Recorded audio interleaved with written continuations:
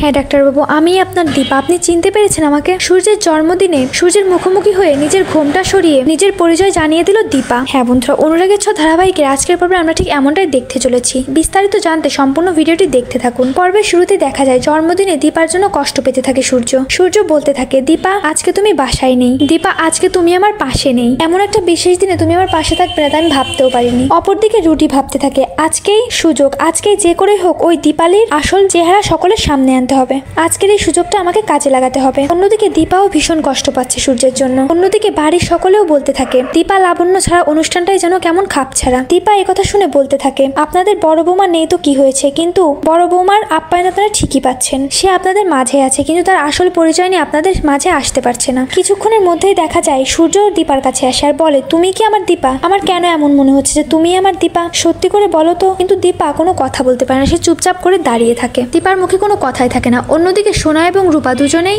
দাঁড়িয়ে অবাক হয়ে সূর্যের কথাগুলো শুনতে থাকে। যে সকল গেস্টরা এসেছিল তারা বলতে থাকে, আপনাদের বাড়িতে সবসময় এমন নাটক হয়, এইসব নাটক দেখার জন্য আমরা এখানে আসিনি, আমরা চলে যাচ্ছি। গেস্টদেরকে অনুরোধ করে থাকার জন্য প্রবীর। এরপর দেখা যায় সূর্যের জন্মদিনের কেক চলে আসে। কেক কাটার জন্য সূর্যকে ডেকে নিয়ে চলে যায় সোনা। তবে সূর্য দাঁড়িয়ে থাকে দীপার জন্য। দীপা কখন আসবে আর কখন সূর্যের সঙ্গে একসঙ্গে দাঁড়িয়ে কেক কাটবে। ঠিক তখনই সূর্যের হাত থেকে কিছু একটা পড়ে যায় নিচে। দীপা সেটা সূর্যের হাতে তুলে দেয় আর তখনই দীপা সূর্যের হাতের উপর হাত থেকে কেকটা কেটে ফেলে। দীপা মনে মনে বলতে থাকে, ডাক্তারবাবু আপনার দীপা আপনার সঙ্গেই আছে আর আমি আপনার সঙ্গে কেকটা কাটলাম, আপনি কোনো চিন্তা করবেন না। অন্যদিকে রুটি মনে মনে ভাবতে থাকে, এই সুযোগ, সকলেই তো ব্যস্ত আছে, ওই দীপাকে নাজেহাল করতে হবে, তার মুখটা সকলের সামনে আনতে হবে। এই কথা বলে রুটি ফ্লোরে কিছু স্প্রে দিয়ে দেয়, যাতে করে দীপা পিছলে খেয়ে এখানে পড়ে যায়। আর দীপা ফ্লোরে পড়ে গেলে সকলেই দীপাকে চিনতে পেরে যাবে। সোনা দেখে ফেলে রুটি নিচে বসে আছে। সোনা জিজ্ঞাসা করে, কি আপনি নিচে বসে আছেন কেন? সোনার কথায় চমকে যায় রুটি। তো বন্ধুরা, এই ছিল অনুরাগের ছ ধারাবাহিকের আজকের পর্বের আপডেট। আজকের পর্বটি তোমাদের কেমন লেগেছে কমেন্ট করে জানাতে ভুলো না।